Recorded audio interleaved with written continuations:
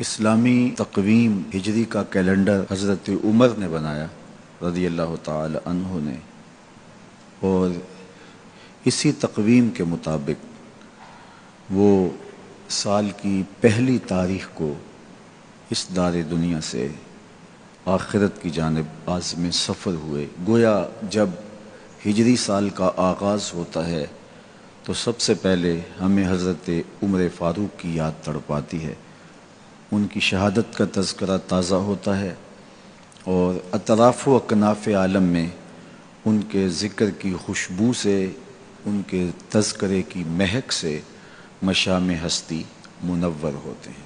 تو یہ نئے سال کا آغاز ہے، ہم نئے عزم کے ساتھ آگے بڑھیں اور اپنی صبح کا آغاز صلاۃ التہجد سے کریں۔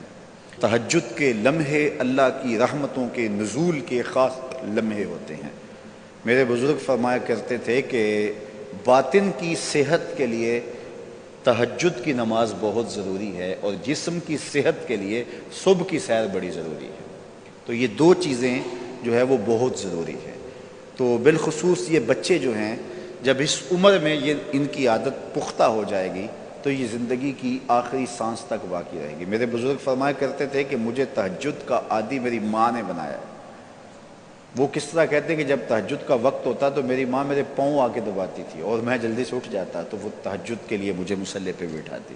اس کے بعد نماز فجر ادا کیجئے، اور سورۃ یاسین جو شخص اپنے دن کا آغاز سورہ یاسین سے کرتا ہے، سارا دن اس کی حفاظت ہوتی ہے، شیاطین سے، شریروں سے، شر سے، گناہوں سے، اور بہت سارے معاملات سے، اور نادیدہ حملوں سے، بہت کچھ چیزوں سے اللہ تعالیٰ اس کو محفوظ رکھتا ہے۔ تو سارے سورہ یاسین کی تلاوت اپنے معمولات میں شامل کر لیں۔ نماز فجر کی ادائیگی کے بعد آپ ہلکی پھلکی ورزش ضرور کیجئے۔ جو قوی مومن ہے، طاقتور مومن ہے، کمزور مومن کی نسبت اللہ کو زیادہ محبوب ہے۔ تو طاقتور مومن، قوی مومن، یہ مطلوب ہے شریعت کا، اور یہ مقصود ہے شریعت کا۔ پھر سونے سے قبل سورۃ الملک ایک مرتبہ ضرور پڑھیے گا۔ جس طرح سورہ یاسین پڑھتے ہیں تو سارا دن آپ کی حفاظت رہتی ہے، اور سورہ ملک اگر پڑھتے ہیں تو ساری رات آپ کی حفاظت رہتی ہے۔ اور سورہ واقعہ ایک مرتبہ یہ زندگی میں معمول بنا لیں، کیونکہ ہمارے جو معاشی مسائل ہیں اس کا بہترین روحانی حل سورہ الواقعہ ہے۔